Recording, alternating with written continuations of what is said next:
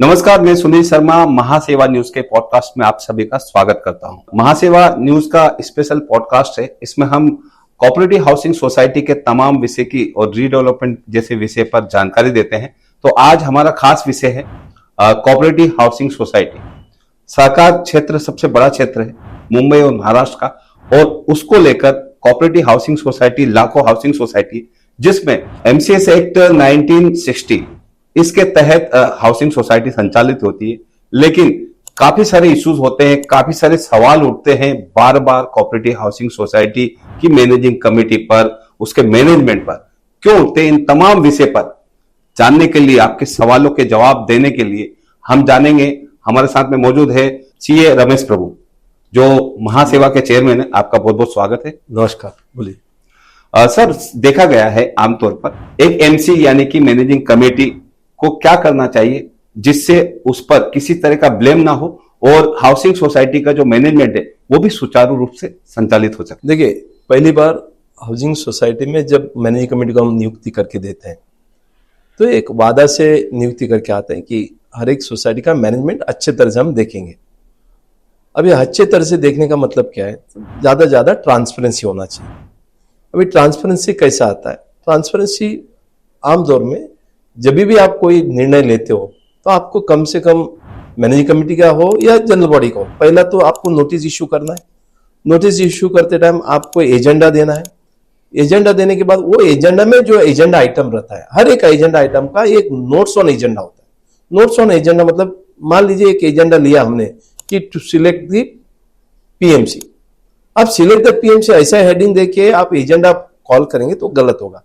To elect the PMC, हाँ, notes on agenda में ये आना चाहिए कि हमने जो न्यूज़पेपर में जाहिरात दे के इतने लोगों का पीएमसी का ये आया है, रेस्पॉन्स आया है, तो फिर उसका कंपैरिजन चार्ट डालिए, फिर आप उसको दिखाइए, ताकि इस तरह से आप जब भी कोई भी एक निर्णय लेते हैं या कोई मीटिंग लेते हैं तो आप ट्रांसपेरेंसी काम करें। दूसरा महत्वपूर्ण जो डिस्प्यूट आता है वो है आपका मिनट्स को लेकर। आप क्या करते हैं? मीटिंग करते हैं, मिनट्स तो लिखते नहीं है, और जब भी वो 2 साल 3 साल या हो सकता है कई बार 2 महीना 3 महीने के बाद मिनट्स लिखते हैं, मिनट्स में फिर आपको जो सोच आता है वही सबसे आप मिनट्स को चेंज करते हैं। मेरा ये मानना है कि मिनट्स भी उधर का उधर ही आपको लिखना चाहिए। वो मीटिंग के अंदर ही जो निर्णय हुआ, निर्णय आप उधर का उधर लिख दीजिए, ताकि जितने भी लोग हैं उधर का सिग्नेचर भी ले लो, ताकि वो ट्रांसपेरेंसली हो जाएगा। उसके बाद वो मिनट्स को आप सर्कुलेट करो। तो ये 2-3 मुद्दा आप यदि अच्छे तरह से देखते हैं तो मुझे लगता है कोई दिक्कत नहीं। आप मुझे बताइए कि कोई भी हाउसिंग सोसाइटी हो या कोई भी आदमी, मान लो एक आदमी, हम गवर्नमेंट से क्या अपेक्षा करते हैं? ये करते हैं कि हम कोई भी तकरार करते हैं, कोई भी कंप्लेंट करते हैं, उसका निरासन होना चाहिए। तो उसी तरह से हाउसिंग सोसाइटी में आप कंप्लेंट रजिस्टर मेंटेन करिए। बिल्कुल। तो कौन सा सोसाइटी है जहां हाउसिंग सोसाइटी में कंप्लेंट रजिस्टर करते हैं? उनको हम बोलते थे कि भाई आप कंप्लेंट रजिस्टर करो, वो बोलता है कि आप बेर मुझे मार क्यों करूं? भाई कंप्लेंट रजिस्टर या सजेशन रजिस्टर आप रखते हो तो मंथ एंड में आप देख सकते हो, रोज आप देख सकते हो आज किसका कंप्लेंट था, उसके सामने आपने कंप्लेंट का निरासन किया कि नहीं किया वो देख सकते हैं। यदि महीने में एक बार कमेटी मीटिंग होती है तो आप बोल सकते हैं ये महीने में इतना कंप्लेंट आया था, इसका हमने निरासन किया, ताकि लोगों को एक सुविधा आप जब देते हैं तो मुझे लगता है कि कोई भी डिस्प्यूट नहीं होगा। आप ये समझिए कि you are come there to serve the public, you are not come there to dictate somebody. तो आप जिस तरह से सेवा भावना से आप आते हो तो कोई तकलीफ नहीं आएगा, ये मेरा मानना है। बिल्कुल, सेवा भाव का भी काम है और थैंकलेस जॉब है ये। तो आपको किस तरह से रहना, सर ने बहुत सारी टिप्स दी है, उसको आप ले सकते हैं। साथ ही सर, देखा गया है कि ज्यादातर केसेस में नाम है कोऑपरेटिव हाउसिंग सोसाइटी, लेकिन कॉर्पोरेशन नदारद रहता है। क्या रीजन है, कॉर्पोरेशन क्यों नहीं रहता है? नहीं, देखिए, एक घर के अंदर जब 2 आदमी या 3 आदमी रहते हैं तो ये कोई भी निर्णय लेना है तो बहुत वक्त लगता है। तो हर आदमी ये चाहते हैं कि हम जो बोले वो सुने। तो नॉन कोऑपरेशन का मतलब ये हो जाता है, कई आदमी उसको ईगो में लेते हैं। फॉर एग्जांपल मैं आपको उदाहरण बोलता हूँ कि हमारा घर का रिपेयरिंग करना है, मैं एक कंपनी को एप्लीकेशन दर्जा देता हूँ, एक एप्लीकेशन देता हूँ, सर मेरे को रिपेयरिंग करना है, आप परमिशन दीजिए। तो वो मैनेजिंग कमेटी वाला क्या बोलते हैं, तो हमारा मीटिंग जब होगा तब बताएंगे, यार हमको तो रिपेयरिंग करना है। तो फिर बोलते हैं आप ये ड्राइंग दे दो, वो दे दो, ये दे दो। तो वो सब देने के बावजूद वो हमें परमिशन नहीं देते, तो तब हमें गुस्सा हो जाता है। तो कितना दिन हो गया, तो हम उनको एक लिफ्ट में मिलते हैं तो भाई हमने इतना बार आपको फोन किया, आपने कम हमें परमिशन नहीं दिया, अभी दीजिए। उस दिन उनका बीबी के साथ कोई झगड़ा हुआ होगा तो वो, या ऑफिस में कुछ झगड़ा हुआ होगा तो वो गुस्से हमारे ऊपर निकालते हैं। तो फिर आपस में जो प्रेम भाव से रहना है तो उधर झगड़ा हो जाता है, ईगो आ जाता है, फिर मैं आपको दिखाता हूँ वो मुझे दिखाता है करके, तो पर्सनलाइज लेवल में आदमी गिर जाता है, फिर कंप्लेंट ये वो सब हो जाता है। इस तरह से नॉन कोऑपरेशन होता है। यदि आपको लगता है कि पूरी अच्छे तरह से रहना है तो मेरा 2-3 सुझाव। पहला सुझाव है, आप कोई भी चीज को पर्सनलाइज नहीं लेना है। यदि आपको पर्सनलाइज नहीं लेना है तो आपको क्या करना है, लोगों को सुविधा देना है, तो आप एक हाउसिंग सोसाइटी का मैनेजर अपॉइंट करिए। जैसे आपने हाउसिंग सोसाइटी मैनेजर अपॉइंट किया और सबको बता दिया, बड़े 10 मेंबर है 20 मेंबर है, उनके पास तो मोबाइल रहता है, आप बोले कि जो भी चीज है आप मैनेजर से बात करिए। उससे क्या होगा, मैनेजर जो मैनेजिंग कमेटी का निर्णय है या चेयरमैन सेक्रेटरी का निर्णय, वो अपने हिसाब से वो बताएगा। दूसरा चीज, आपको कुछ अलग अलग फॉर्मेट रखना है। जैसा मैंने बताया कि कोई भी कंप्लेन करना है या कोई चीज है, आप फॉर्मेट रखिए, वो मैनेजर को बोलिए वो फॉर्मेट भेज दो, फॉर्मेट के अंदर उनको अपना, मान लो उनको पार्किंग चाहिए या उनका कोई भी इश्यूज है, उनको राइटिंग में देने दीजिए। राइटिंग में देने के बाद उसको रिप्लाई दे दीजिए, ताकि क्या होगा, तो आपको वो पर्सनलाइज नहीं होगा। और जो भी गालियां देना है वो मैनेजर को देगा, मैनेजर को दिया तो मैनेजर बोलेगा कि तो मैं तो नौकरी करता हूँ, कोई तकलीफ नहीं। और जैसा मैंने शुरुआत में बताया, एक कंप्लेंट रजिस्टर भी आप मेंटेन करते हो तो वो भी आपको निरासन होता है। और तीसरा महत्वपूर्ण है, ये महत्व है कि यदि कोऑपरेशन अपने को ज्यादा बढ़ाना है तो जिस आदमी का तकलीफ है वो थोड़ा सा समझना चाहिए अपने को। जो मैनेजिंग कमेटी का चेयरमैन है, सेक्रेटरी है, उनको उस जगह में जाके बता के बैठना पड़ेगा, करना होगा, फिर वो निरासन हो सकता है। और लास्ट जो है, कुछ चीज में लीगल इश्यूज आता है। मान लो कोई देहांत हो गया, उसका वाइफ आके बोलते हैं हमारा नाम से ट्रांसफर करो, फिर उनका बच्चे तो तीसरा कंप्लेंट आ जाता है, तो लीगल हेल्थ के अंदर डिस्प्यूट होता है। ऐसा चीज में आपको ये बोलना चाहिए हमारा पैनल कंसल्टेंट है, आप उनके पास सलाह मशवरा लीजिए, ताकि मैं कुछ नहीं कर रहा हूं, मैं आपके साथ हूं। तो इस तरह से एक लास्ट हो सकता है। अभी लास्ट जो ऑनरेबल कमिश्नर है अनिल खावड़े साहब ने एक 4 मई 2023 को एक सर्कुलर निकाला। वो सर्कुलर में क्या लिखा है, यदि आपका सोसाइटी में कोऑपरेशन चाहिए तो फिर आपको एक एडवाइजरी कमेटी अपॉइंट करना है।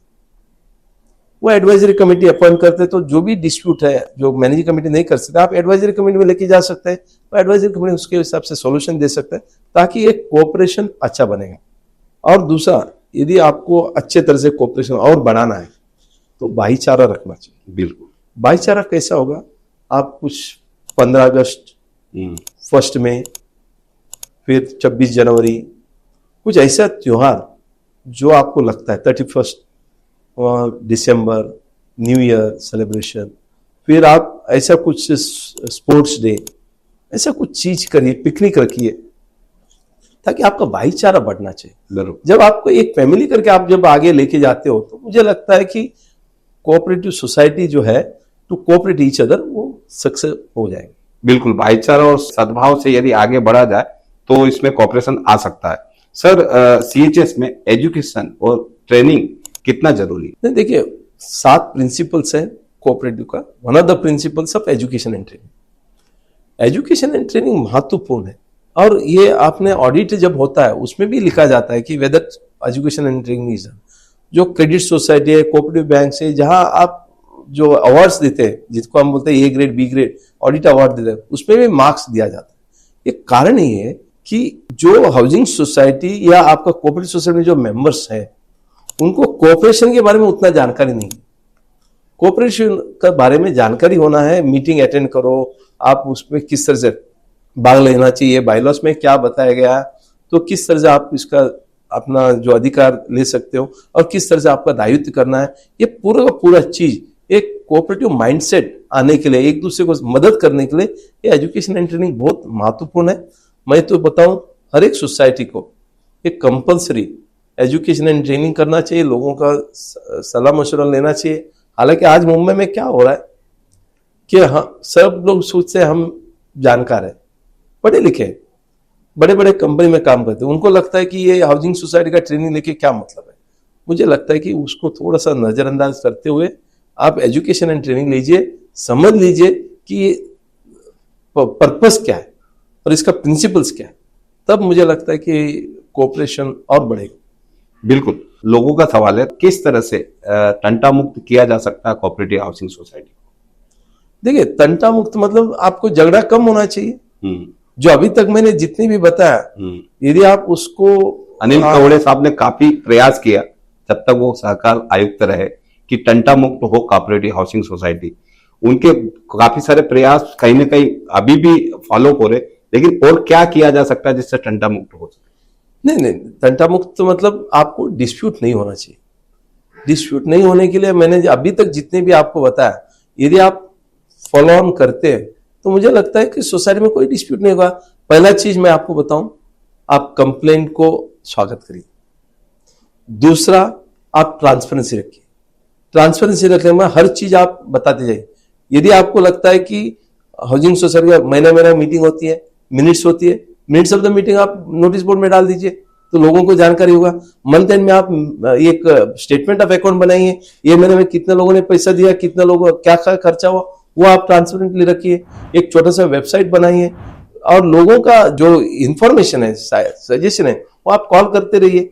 तो मुझे लगता है कि यदि आप ये सब करते हैं, ट्रांसपेरेंसी रखते हैं, कंप्लेंट रजिस्टर रखते हैं, हर आदमी का एक मैनेजर रखते हैं, उनका कामकाज आप अच्छे तरह से देखते हो और जितने भी मतलब डिसीजन लेते हो वो आप सब समझ के बुझा के लेके जाते हैं। और जिसका जो कंप्लेंट आता है, कंप्लेंट या एप्लीकेशन आता है, उसको कम से कम 4 दिन, 5 दिन, 6 दिन, मैक्सिमम 7 दिन के अंदर निराश है। मुझे अभी घर के लिए लोन लेना है, मुझे एनओसी चाहिए। अब दुनिया भर का पेपर मंगाएंगे, 2 महीने के बाद आप एनओसी देंगे तो मेरा 2 महीने का खर्चा डिले हो जाता है, काम रुक जाता है। तो मुझे घर में रिपेयरिंग करना, आप दीजिए, मेरा घर में लीकेज होता है, तो आप थोड़ा सा प्रोत्साहन करिए, आगे आइए। तो आप बोलते हैं नहीं ये लीकेज है, इंटरनल लीकेज है, आप ऊपर वाले से देख लो। यार ऊपर वाले से मैं कैसा देखूं? आप मैनेजिंग कमेटी में आप उधर आइए, देखिए और खर्चा करके उसको ये करिए। उसके बाद आप बोले कि आपका 50% खर्चा है, वो आपका 50% बिल में डाल दीजिए, ताकि आपको पूरा तरह से इन्वॉल्वमेंट होना है। कमिटी को ये लगना चाहिए कि मैं थैंकलेस जॉब नहीं कर रहा हूं, मैं एक पैशन से इधर आया हूं, पब्लिक को सर्विस देने के लिए आया हूं, तो मुझे थैंक्स मिलता है नहीं मिलता है अलग चीज है, लेकिन मैं ये जब सेवा भाव से आया हूं तो सेवा करने का एक मनसा वो रखना चाहिए। तभी तो आपको मुझे लगता है तंटा मुक्ति होगा। और उसके बाद अनिल कवड़े साहब ने 4 मई 2023 को एक सर्कुलर निकाला है। आप एक एडवाइजरी कमेटी बनी है जिसमें एक फेडरेशन का रिप्रेजेंटेटिव होगा, एक अपना ये ऑडिटर होगा, ये 2 होंगे, फिर जनरल बॉडी का 2 आदमी होगा, मैनेजिंग कमेटी का 1 होगा, ये 5 आदमी का आप एक तंटा मुक्त करने के लिए एक एडवाइजरी कमेटी बनाइए। तो इस तरह से बहुत कुछ कार्रवाई आप अच्छे तरह से करते हैं तो मुझे लगता है कि तंटा मुक्त होगा। बिल्कुल, टंटा मुक्त हो सकता है कोऑपरेटिव हाउसिंग सोसाइटी सेवा भाव और ट्रांसपेरेंसी, पारदर्शिता के साथ में। प्रभु सर हमारे साथ आए और काफी लोगों के जो सवाल जवाब थे वो उनके जवाब दिए। आपका बहुत बहुत धन्यवाद हमसे बात करने के लिए। धन्यवाद। और आने वाले दिनों में भी हम कोऑपरेटिव हाउसिंग सोसाइटी की जो तमाम इश्यूज होते हैं, आप लोगों के जो सवाल होते हैं, नीचे कमेंट्स बॉक्स में सवाल लिखें और सवाल लिखें, उन सवालों का जवाब हम नेक्स्ट पॉडकास्ट में प्रभु सर से और महासेवा के एक्सपर्ट से जवाब लेंगे। तब तक के लिए मुझे यानी सुनील शर्मा को दी इजाजत। नमस्कार।